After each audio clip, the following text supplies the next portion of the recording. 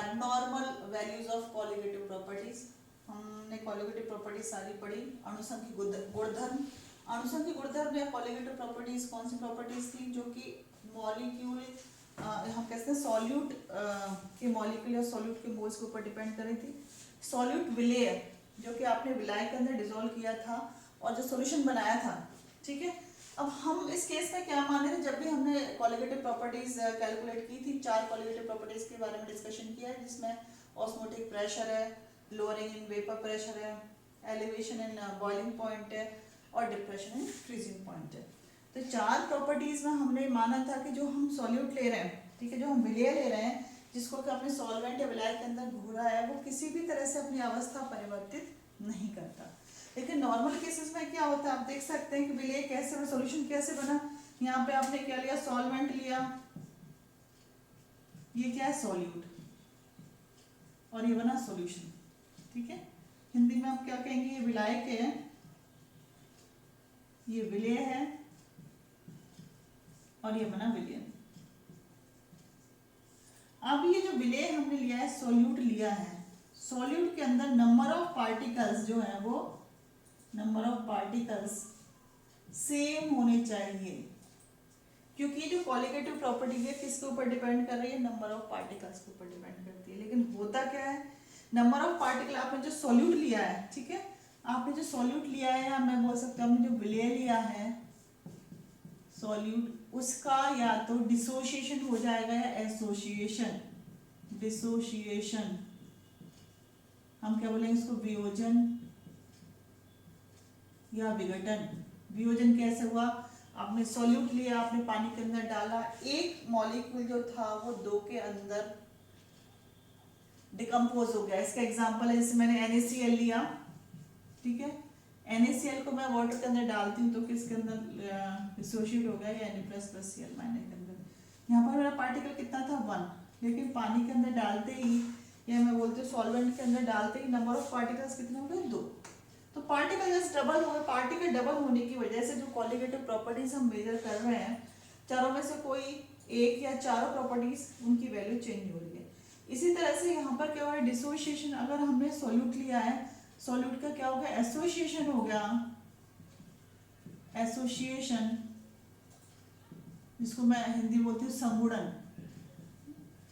अगर संगुणन हो गया मीन्स 2 पार्टिकल मिलके एक, 2 मॉलिक्यूल मिलके एक मॉलिक्यूल बना रहे हैं, उस केस में भी जो कोलिगेटिव प्रॉपर्टीज हैं वो चेंज हो रही है। इसके एग्जांपल क्या है, जैसे आपने बेंजोइक एसिड को डिसॉल्व किया बेंजीन के अंदर, या फिर हमने एसिटिक एसिड को वाटर के अंदर डाला, तो क्या होता है, 2 मॉलिक्यूल आपस में एसोसिएट होकर 1 मॉलिक्यूल बना लेते हैं। इस तरह से जो कोलिगेटिव प्रॉपर्टीज हैं वो किसके ऊपर डिपेंड कर रही है कि आपने जो सॉल्यूट लिया है, ठीक है, वो कैसा है। तो हमारी मेन रिक्वायरमेंट क्या है, या हमारा जो मेन हम कह सकते हैं शर्त ये है कोलिगेटिव प्रॉपर्टी डिटर्मिनेशन के लिए, कि जो सॉल्यूट है या जो विलेय है उसके अंदर किसी भी तरह का कोई भी परिवर्तन नहीं होना चाहिए। So we can say, as discussed earlier, colligative properties depend upon the number of species irrespective of their nature. Number of species कितनी है इसके ऊपर डिपेंड कर रहा है। If the solute is non-electrolyte, अगर आपका solute non-electrolyte है, the number of species do not change on dissolution of solvent. तो number of species change नहीं होंगी। For such solution, the colligative properties are normal और theoretical. हम क्या बोलेंगे उसको, normal solution। और उस केस में जो प्रॉपर्टीज आ रही हैं, these are called normal।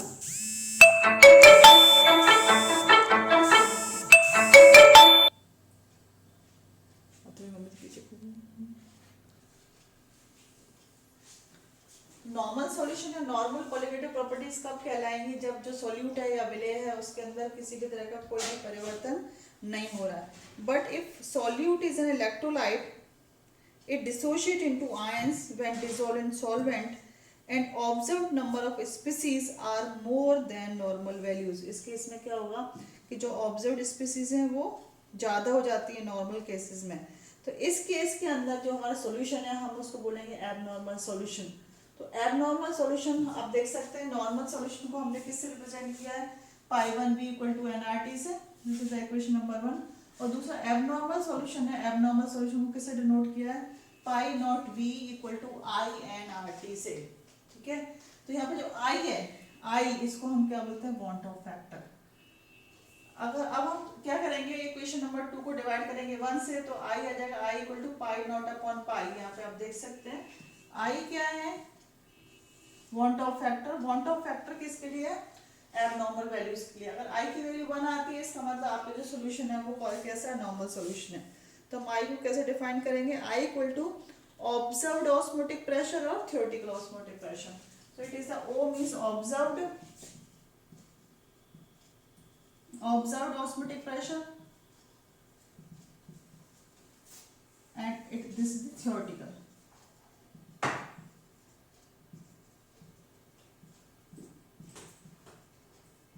आपने कितना कैलकुलेट किया है और प्रैक्टिकली कितना आ रहा है ऑस्मोटिक प्रेशर, दोनों की वैल्यू फाइंड आउट करके हम आई की वैल्यू फाइंड आउट कर सकते हैं। इस तरह से हम सारी चीज़ें, depression in freezing point, elevation in boiling point, ये सारी चीज़ें फाइंड आउट कर सकते हैं। तो इसके लिए हम क्या लिखेंगे? I equal to pi not upon pi osmotic pressure के लिए, delta P not upon delta P. Second third क्या हो गया आपका? देख सकते हैं आप, delta T B upon delta T B not equal to delta T B and delta T F freezing point depression equal to delta T F. तो इस तरह से आप सारी वैल्यू जो है डिप्रेशन ऑफ फ्रीजिंग पॉइंट या ऑस्मोटिक प्रेशर या एलिवेशन इन बॉइलिंग पॉइंट, इनके केस में क्या ऑब्जर्व्ड वैल्यूज है और क्या थ्योरेटिकल कैलकुलेशन है, वो फाइंड आउट करके हम आई की वैल्यू फाइंड आउट कर सकते हैं।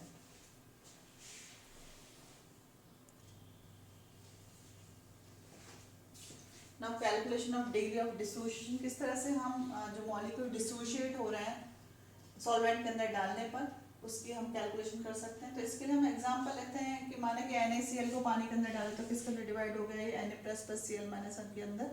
सिमिलरली KCl को डिसॉल्व किया तो KCl किसके अंदर डिसोशिएट हो गया? KCl K++Cl- के अंदर। इस तरह से कॉपर सल्फेट को वाटर के अंदर डालते हैं तो किसके अंदर डिसोशिएट हो रहा है? Cu++Cu2- के अंदर।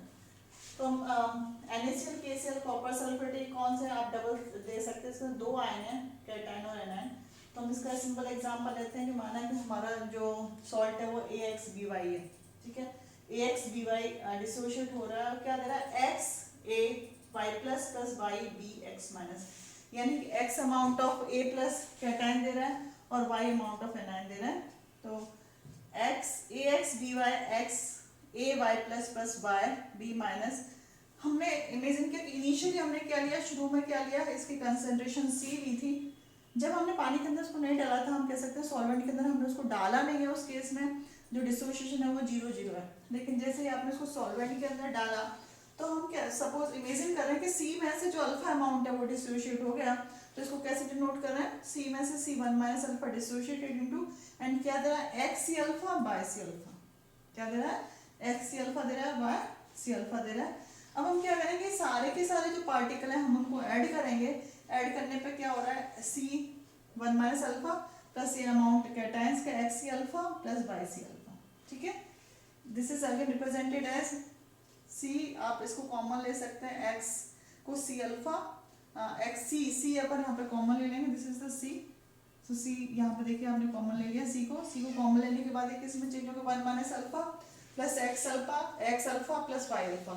ठीक है, इसमें आपको क्या फाइंड आउट करना है? Alpha, because alpha is the degree of dissociation, समुड़न की मात्रा।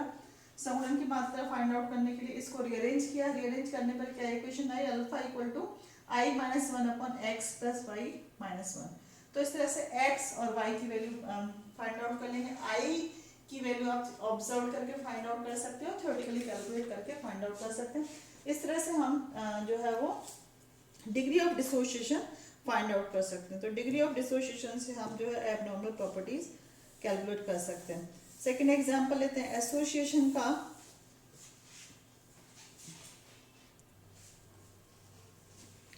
Next is the calculation of degree of association of solute. इससे पहले जो डिस्कस किया था हमने degree of dissociation of solute के बारे में बात की थी। तो आप देख सकते हैं कि सॉल्यूट मॉलिक्यूल, जैसे हमने NaCl KCl कॉपर सल्फेट का एग्जांपल लिया था, उस केस में क्या होता है कि आपने एक मॉलिक्यूल डाला, आपको दो मॉलिक्यूल दिख रहे हैं। तो इससे क्या होता है कि सारी प्रॉपर्टीज जो हैं, जैसे ऑस्मोटिक प्रेशर है, डिप्रेशन इन फ्रीजिंग पॉइंट है, एलिवेशन इन बॉइलिंग पॉइंट है, ये सारी प्रॉपर्टीज चेंज हो रही हैं।